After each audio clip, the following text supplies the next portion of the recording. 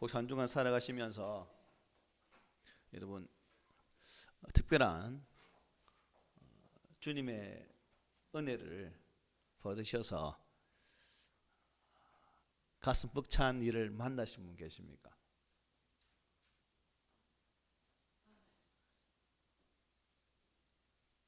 매일매일 눈 뜨고 눈 감고 그렇게 사십니까? 우리가 지난 3장 1절로 9절 말씀을 통해서 마지막 때에 나타날 현상들을 바울은 디모데에게 19가지를 증거하면서 거기에서 돌아서라라고 말씀한 적이 있습니다. 그래서 우리가 신앙생활을 감당함에 있어서 항상 하나님의 거룩한 말씀 앞에 선 자로서 또 주의 거룩한 진리의 말씀으로 살고자 애쓰는 자로서 마지막 때에 하나님께서 우리에게 부여되어진 그러한 일들을 감당하기 위해서는 그런 영적인 과감함 또한 담대함이 필요하다는 사실을 깨닫게 되었습니다. 미래의 삶을 살아가면서 믿는 자라는 그러한 인식들 속에서 나는 예수 믿는 사람이다 라는 이런 분명한 정체성을 가지고 또 살고 있는지 모르겠습니다. 항상 우리가 나 자신에게 물을 것은 나는 오늘도 하나님 말씀 앞에 선 자로서 또 그 말씀을 통해 하나님의 인도하심을 받고 있는 삶을 살았는가, 또 내가 비록 그렇지 못할지라도 그런 삶을 살기 위해서 부단히 애를 쓰고 있는가 라는 질문들을 되뇌이면서 우리 믿음의 성도들은 항상 하나님의 기쁨을 이룰 수 있는 그러한 성도로 세워져 가야 할 것입니다. 바울은 이제 그러한 19가지 말씀을 주고 말세에 경건치 아니하는 자들, 거짓 교사들, 바르지 못한 진리에서 디모데에게 돌아서라 말씀하면서 오늘은 경건하게 살고자 하면 바로 이러한 삶을 살아라 라고 우리에게 부탁을 하는 모습을 보게 됩니다.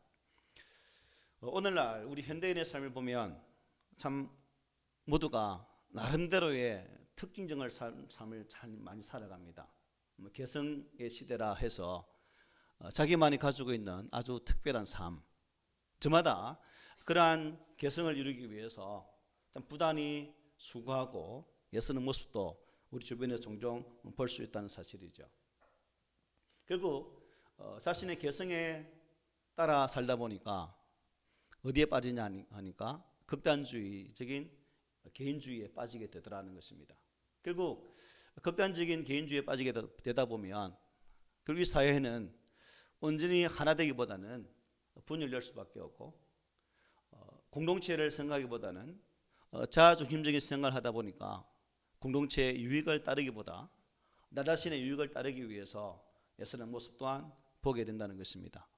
결국 이러한 극단적인 개인주의는 신앙생활에 있어서도 결코 유익하지 못하다는 것이 우리는 성경의 말씀을 통해서 분명히 볼 수 있는 것이고, 그러므로 우리가 그러한 성경의 말씀을 믿는 자로서 또 그런 성경의 말씀을 따르는 자로서 이러한 이기주의를 따르지 아니하고 또 종교적으로도 우리의 삶 주변에 많이 유혹하고 있는 그러한 것들로부터 구별되기 위해서는 우리가 더욱더 나 자신을 하나님 말씀으로 공교하게 세워가는 그러한 거룩한 작업들이 필요하리라 생각됩니다.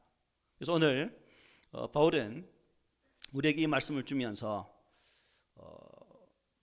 디모데도 마찬가지겠지만 오늘 마지막 때에 예수 믿는 자로서 또 믿음의 삶을 보라도 온전하게 살기를 원하는 자들에게 본문에 견주어서 말하면 경건하게 살고자 수고로움을 감당하는 모든 믿음의 지체들에게 이 말씀을 주고 그렇게 살라라고 당부하는 모습을 보게 됩니다. 오늘 보면 10절에 이렇게 말씀하죠. 나의 교훈과 행실과 의향과 믿음과 오래 참음과 사랑과 인내와 라고 말씀합니다. 바울은 여기에서 나의 교훈이라는 말을 하고 있죠. 디모데는 이 바울의 교훈이 어떤 것인지를 이미 잘 알고 있는 사람입니다. 그는 바울을 통해서 거짓 교사들의 잘못된 가르침을 따르지 아니하고 또한 하나님의 거룩한 진리를 따르는 뚜렷한 그 구별점도 알고 있었던 사람이 바로 이 디모데이기도 하죠. 우리가 그동안 보았던 디모데 전서에서도, 그리고 그동안 보았던 디모데후서 3장 1절로 9절까지에서도 바울은 이 믿음의 아들 디모데에게 거짓 교사들과 복음의 진리가 아닌 이단 사설을 주의하고 그들을 경계할 것을 말씀하셨습니다. 오늘 본문에서는 나의 교훈이라고 말씀하고 있습니다. 나의 교훈. 무슨 의미냐? 경건하게 살고자 하는 자는 참되고 바른 교훈을 따르고 또 그것을 말할 줄 알아야 된다는 겁니다. 얼핏 보면 이 바울 자신의 말로 교훈한 것처럼 보여지지만 실상은 그런 뜻이 아니라 바울이 전한 그리스도의 복음에 관한 것임을 우리는 이미 말씀을 보았기 때문에 잘 알고 있습니다. 바울은 소망을 말씀하기 전에 그리스도의 죽으심과 부활에 대해서 말씀하셨습니다. 바울은 이 도덕과 윤리를 말하기 전에 죄인을 위해서 십자가에 피 흘려 죽으신 그리스도를 힘차게 증거하셨습니다. 그렇습니다. 복음의 핵심은 결국 윤리나 도덕이 아니라 무엇이라는 것입니까? 예수 그리스도의 죽으심과 부활에 있다 하는 거죠. 이 그리스도의 죽으심과 부활이 없이 아무리 도덕을 윤리를 강조해 본들 무슨 소용이 있겠습니까? 또한 이 그리스도의 죽으심과 부활이 없이 아무리 희망과 소망을 강조해 본들 그 또한 무슨 소용이 있겠습니까?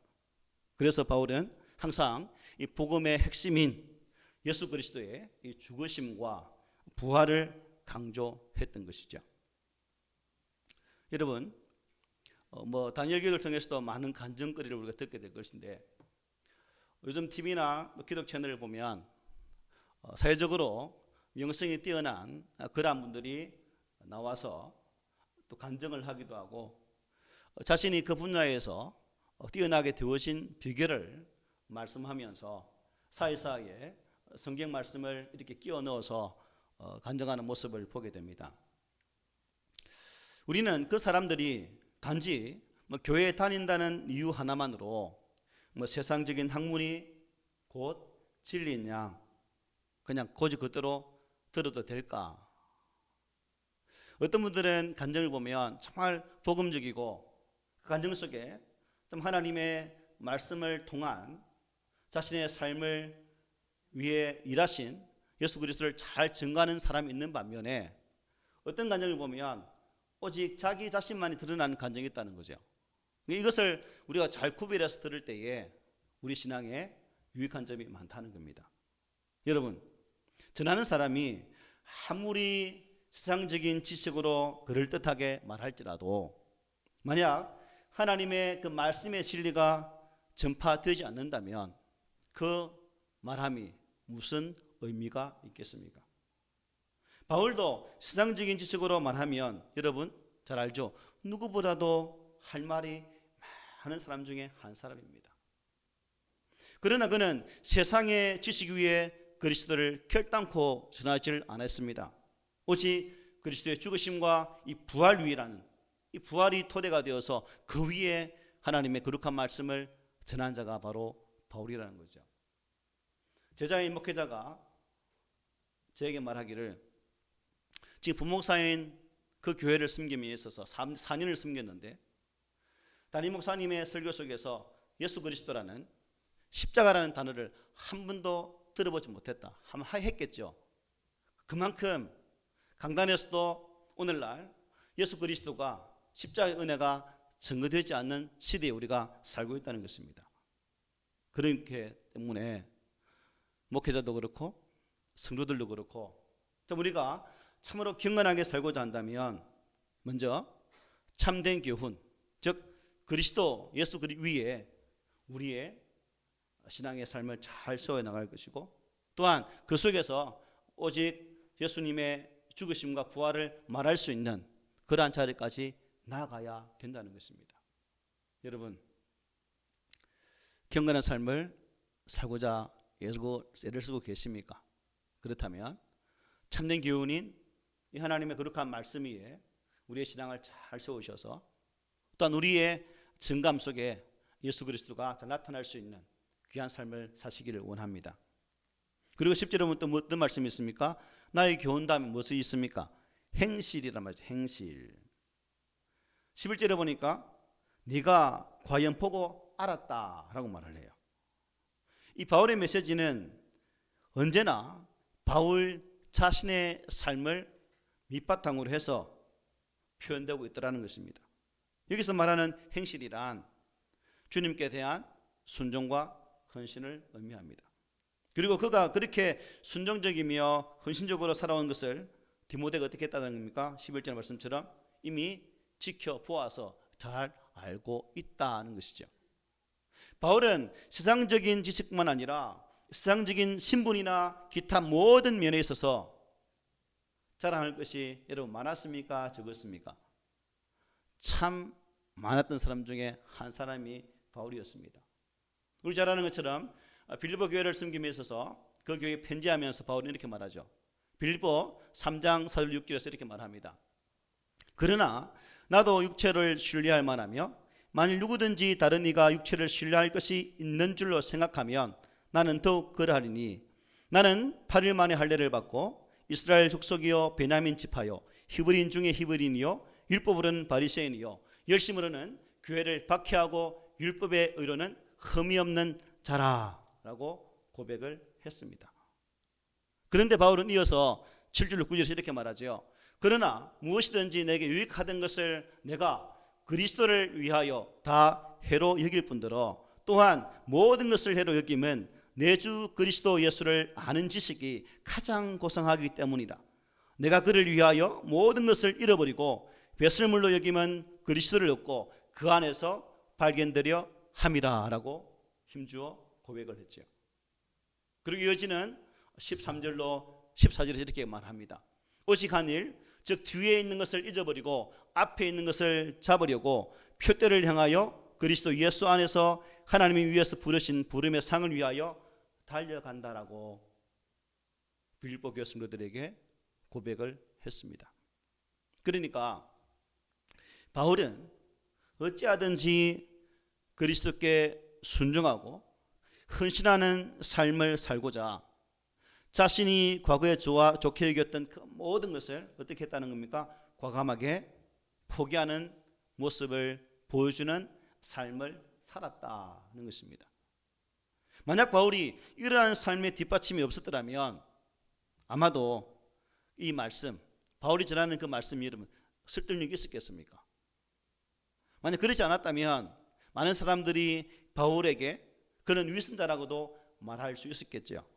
그러나 바울은 자신의 메시지에 자신의 삶을 온전히 던져서 말씀을 전했다는 것이죠. 말씀을 준비하면서 저 또한 이 말씀에 부끄러운 존재이기도 하죠. 과연 성도들에게도 본이 되고 가정에서도 이러한 본을 보이는 남편 또한 아버지가 되고 있을까? 아직도 부족하지만 저도 그렇고 여러분도 그렇고 우리는 이러한 하나님 거룩한 말씀 앞에 서서 나 자신을 돌아보고 아직도 겸비되지 못한 모습이 있다면 그러한 것들을 하나하나 내려놓을 수 있는 거룩한 버림의 작업들을 감당해야 되겠다라는 것을 이러한 말씀을 통해서 교훈을 받게 됩니다. 여러분, 경건의 삶은 말로서 나타나는 것이 아니라 무엇으로요? 행동으로 표현되어져야 된다는 거예요. 그런데 우리가 동양적인 사고에 따르면 이 경건은 어떻습니까?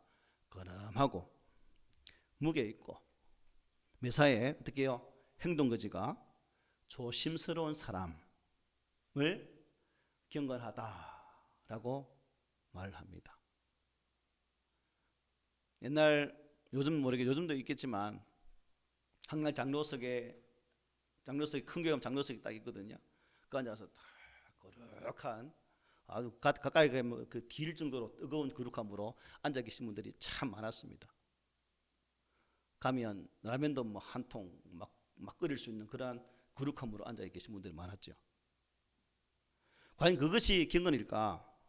성경적인 경건은 그런 의미가 아니라 말과 행동이 일치하는 것을 의미합니다. 은행일치, 신행일치의 삶을 말하죠. 여러분도 한 사람의 성도로서, 한 사람의 믿음의 자녀로서 하나님 앞에서 어떠한 삶을 살고자 하십니까? 내가 살아왔던 삶의 방식에서 아직도 탈피하지 못하고 그 속에서 허죽거리며 살고 계십니까? 아니면 내가 살아왔던 삶의 방식이 옳다라고 고집하면서 그 속에서 다른 사람들까지 나의 테두리 속으로 끌어들이려고 애를 쓰고 계십니까? 그러나 그 모든 것들이 하나님의 말씀에 비교해 보아서 온전치 못한 것이라면, 하나님의 말씀이 뒷받침되지 못한 그런 상황이라면 그것을 과감하게 버릴 수 있는 믿음의 용기가 오늘 이 시대에 우리에게 필요하다 하는 것이죠. 경건의 삶은 말이 아니라 그 말과 함께 생활이 뒷받침되어져야 됩니다. 그래서 야고보 사도는 우리가 하는 이 말에 대해서 너무나 귀중한 교훈의 말씀을 주시죠. 야고보서 3장 8절 10절에서 이렇게 증거합니다. 혀는 능히 길들일 사람이 없나니 쉬지 아니하는 악이요 죽이는 독이 가득한 것이라. 이것으로 우리가 주 아버지를 찬송하고 또 이것으로 하나님의 형상대로 지음을 받은 사람을 저주하나니 한 입에서 찬송과 저주가 나오는도다. 아멘입니다. 전적으로 동의하는 부분이죠. 내 이 한 입에서 하나님을 찬송하기도 하고 하나님을 말씀을 전하기도 하고 또한 악한 말도 나오더라. 여러분 동의합니까? 우리 교회 성도들은 다 거룩하니까 뭐 그렇게 안 사시겠죠. 내만 그렇다 그죠? 내만. 그러므로 우리가 경건하게 살고자 한다면 예수께 온전히 순종해야 된다는 것. 그리고 그 순종은 단순히 말이 아니라 뭐까지요? 삶의 방식, 생활을 통해서도 나타나야 된다는 것을 우리 성도들이 믿음으로 고백하시기를 부탁을 드립니다. 그리고 보니까 10절에 보니까 의향이라는 단어가 있죠. 의향. 이게 뭐예요? 뜻이 뭐예요? 목적이라는 뜻입니다. 목적. 그러니까 바울은 자신의 삶의 목적이 오직 하나님께 있었다 하는 것이죠. 오직 하나님을 영화롭게 하고 그분의 이름을 높여드리는 것이 그의 삶의 목적이요 목표였다 하는 것입니다. 그러므로 우리가 경건하게 살기를 원한다면 우리의 삶의 목적이 하나님께 맞추어져야 된다는 거죠. 여러분은 무엇 때문에 사십니까? 라고 질문하면 질문 받는 대상에 따라 다르겠죠. 학생들은 공부를 통해서 제 꿈을 성취하기를 원합니다라고 그걸 위해 삽니다라고 말할 수 있겠죠. 또 어떤 사람은 먹기 위해 산다는 분도 있을 수 있겠죠. 또 어떤 사람은 자녀 때문에 살아간다고.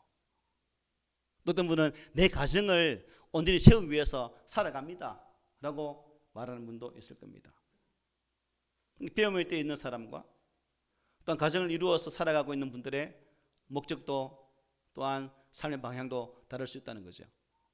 또 어떤 사람을 보면 살아가니까 성취하는 느낌, 이 성취감 이게 참 좋더라고. 그래서 저는 인생에 있어서 성취하는 그 목적을 이루기 위해 살고 있습니다 라고 말하는 분도 계세요. 권력지향적인 사람들은 어떻게 말할까요? 저는 이 권력을 취하기 위해서 정치하기 위해서 나름대로 열심히 살아가고 있습니다 라고 말을 합니다. 그렇다면 오늘 이 예배당에 앉아서 예배드리는 여러분들은 무엇 때문에 살아가고 계십니까? 여러분들의 삶의 목적은 어디에 있습니까? 방금 말씀드렸던 왜 사는가? 먹기 위해서, 권력을, 꿈을 이루기 위해서, 자녀를 위해서, 가정을 위해서, 성취를 위해서 이러한 여러 가지 이유도 있을 수 있겠지만 여러분 이러한 것을 취하기 위해서 줄기차게 인생을 살아왔던 많은 분들의 마지막 결론이 무엇이겠습니까? 허무라는 것이죠. 허무. 솔로몬은 조금 전에 열거한 모든 것을 이룬 왕이었습니다. 그런데 그가 인생을 마감할 시점에 이르러서 제일 많이 했던 말이 뭐예요? 헛되고 헛되며 헛되고 헛다니 모든 것이 헛되도다라고 그는 고백을 하고 있습니다. 만약 솔로몬이 우리들이 추구하고자 하는 삶의 목적들을 전혀 경험해 보지 못하고 이 말을 했다면 많은 편견을 들을 수 있겠죠. 그러나 솔로몬은 이 헛되다라고 고백할 수 있는 이 고백 속에 누릴 것을 다 누리보았던 왕이었기 때문에 이 말에 아하라고 우리가 또한 동의를 표할 수 있는 거죠. 우리가 세상적인 목표를 세우고 달려가 보지만 결국 우리를 기다리는 우리 인생의 종착역은 무엇일까? 허무라는 역이더라는 것입니다. 허무의 역. 우리의 삶의 목적은 나 자신의 성취감을 위해서 혹은 이웃을 위해서 혹은 가족을 위해서 사는 삶이 아니라는 거죠. 하나님을 영화롭게 하는 삶을 살아가야 된다는 것이 오늘 본문의 의향이라는 단어를 통해서 보게 된다는 겁니다. 소위로 문답 첫째 질문에 사람의 제일 되는 목적이 무엇이냐 라고 물으시지요. 그리고 하나님을 영원하게 하는 것과 영원토록 그를 즐거워하는 것이다 라고 대답을 주고 있습니다. 하나님이 즐겁습니까?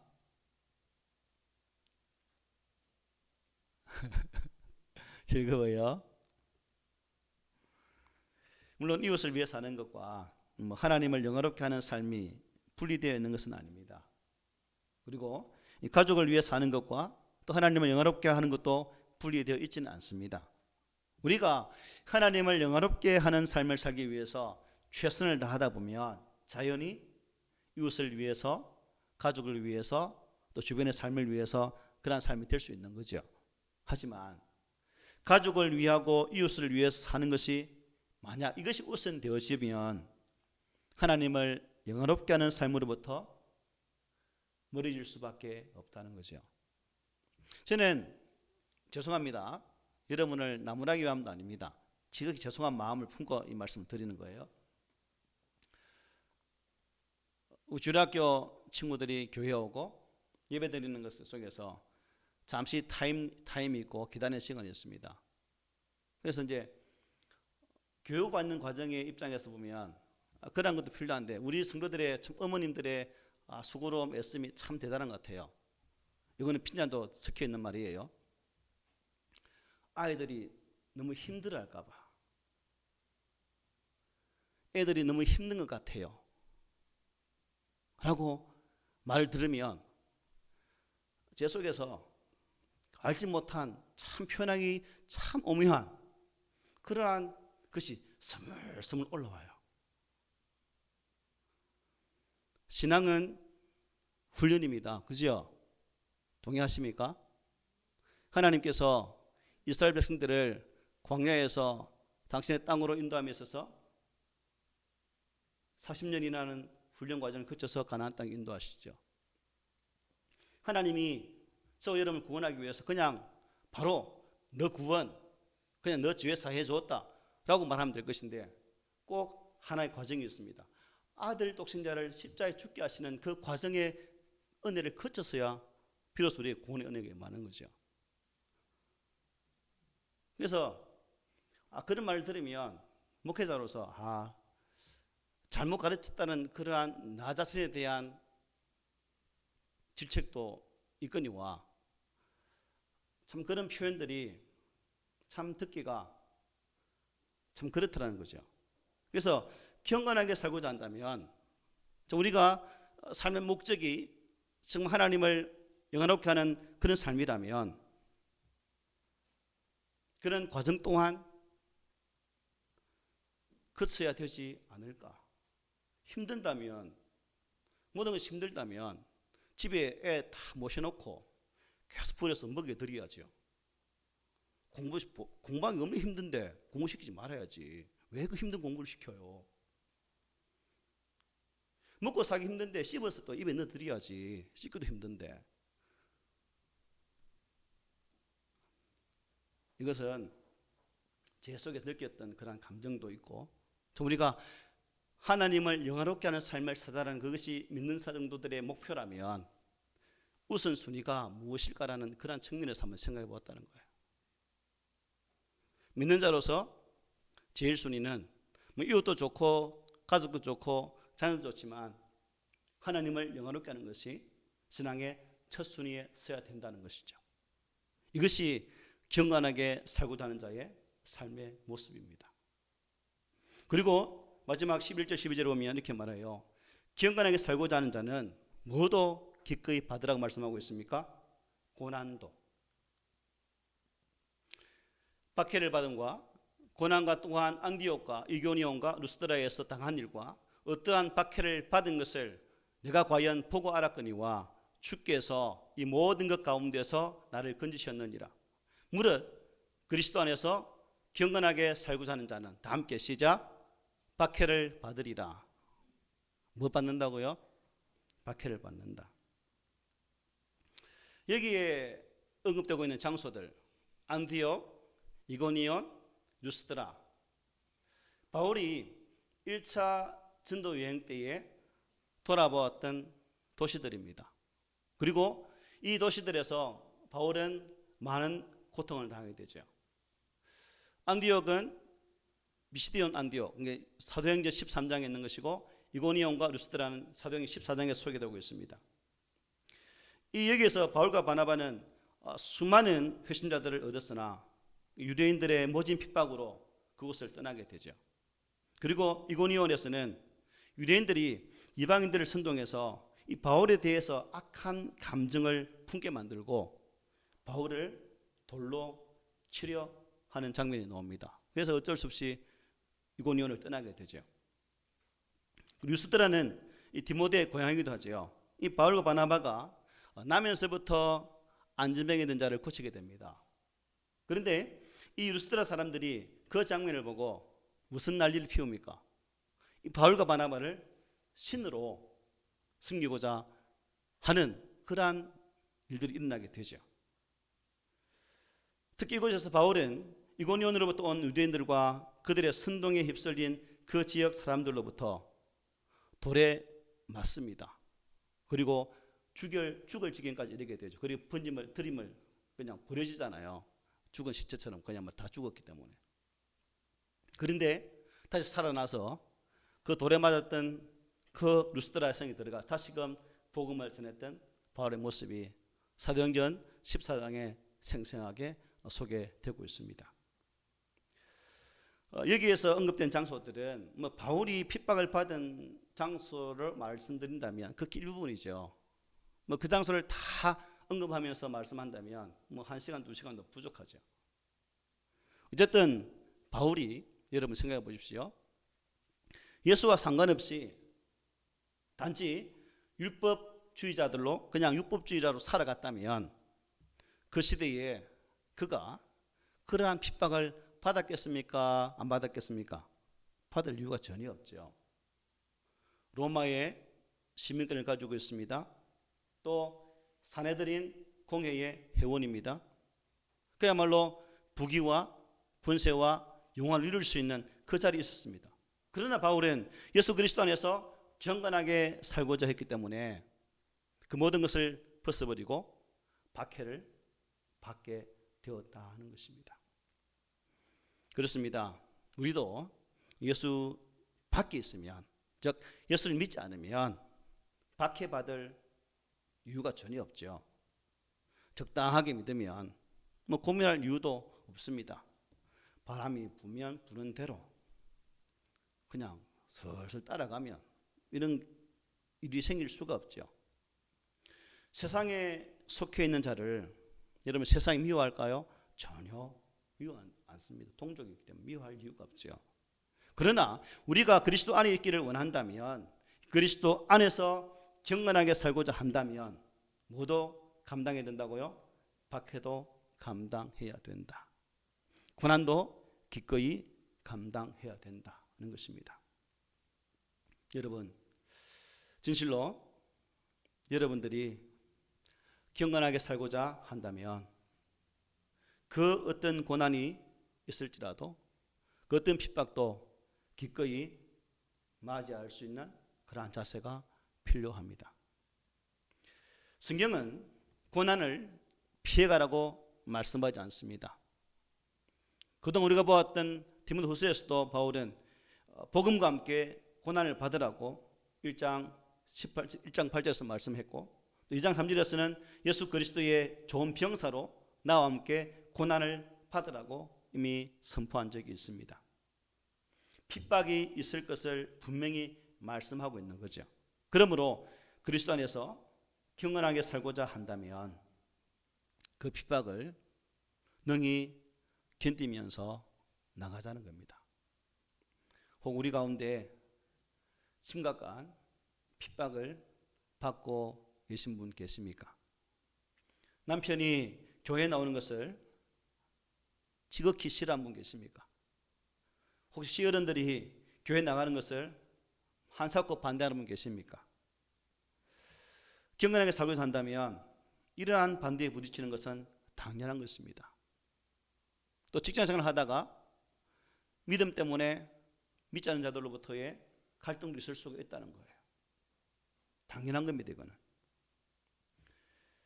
혹시 이러한 갈등 때문에 믿음을 포기하시겠습니까? 아니면 잠시 신앙의 방학을 맞이하기를 원하십니까?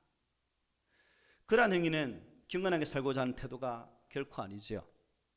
오히려 불경건으로 유혹하는 악한 세력에 우리 자신을 굴복시키는 자세입니다. 여러분, 진실로 경건하게 살고자 한다면 핍박과 함께 고난도 기꺼이 당하시길 바랍니다. 당하십시오. 당하십시오. 당하기 싫지요. 나도 싫어요, 솔직히. 그건 당해야 돼요. 피하거나 도망하려 하지 마시기 바랍니다. 오히려 그리스도 안에서 담대하게 고난과 핍박도 담대하게 당당하게 맞이하시는 우리 모두가 되기를 원합니다. 말씀 마치겠습니다. 마지막 시대에 바른 경건의 삶을 살고자 하는 자보다 그렇지 아니하는 자가 분명히 많을 것입니다. 우리 가운데서도 칭의에 처려서 저위에서 몇 명이 남을지 저도 모르겠습니다. 만약 우리 안에 끝까지 믿음의 삶을 잘 살아서 우리 삶의 자리에서 마지막까지 주님 우리 승천날까지 경건의 삶을 살고자 한다면 우리 안에 참된 교훈을 가지고 전하는 그런 모습이 있기를 바랍니다. 아울러서 말과 행동이 일치하는 삶으로 우리의 말을 표현할 수 있는 그러한 자리까지 나아가기를 원합니다.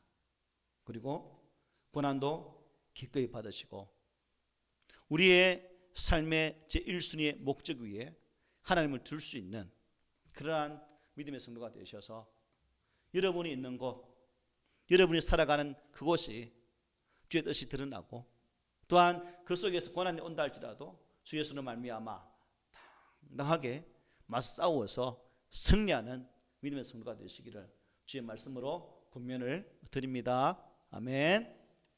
하나님,